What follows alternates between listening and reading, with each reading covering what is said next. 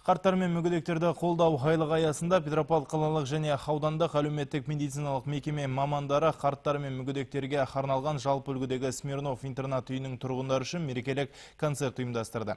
Өнер ұжымы қарияларға арнап ән айтып, би биледі, сыңғырдаған домбыра үнінде шарықтатты.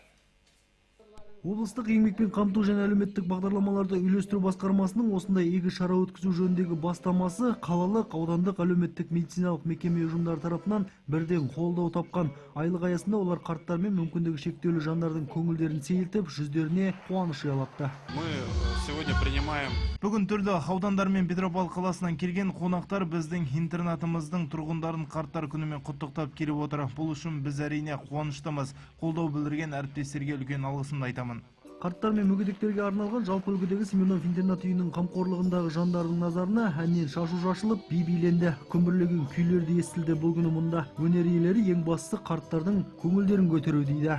Мен психоневрология ауруларына арналған Петропавл интернат үйіне келіп тұрмын. Біздің интернатымыздан бір номер әкелдік.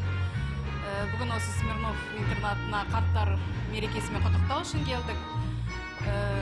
Қарттарға біздің ата-әжелерімізге концертін ұсынайды деп үміттенемін. Смирнов интернат үйінде 340 адам тұрып жатыр. Олардың 193-і зейнеткер болса, 147-сі бірінші, екінші топтағы мүгедектер. 76 жастағы Мұрат Ақсақал өмірінің 18 жылын осы интернатта өткізген. Бізге қонақтар келсе, қуанып ақ қаламыз дейді ол. Соның бәрі жақсылық халық үшін, біз үшін міне.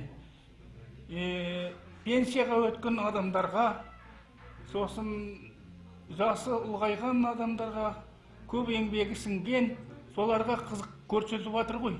Қолдарынан келген. Мың рахмат деймін мен өзім. Өте жақсы өтті концертіміз. Алдымызда осындай қызық қуаныштар бола берсін. Айта кету керек, өңірдегі әлеуметтік медициналық мекемелер ара тұра осылай бір-біріне концерттік нөмірлер дайындап, көңілдерін көтеріп отыруды дәстүрге айналдырған. Самат Сапаралы, Азамат Жантурин, ақпарат.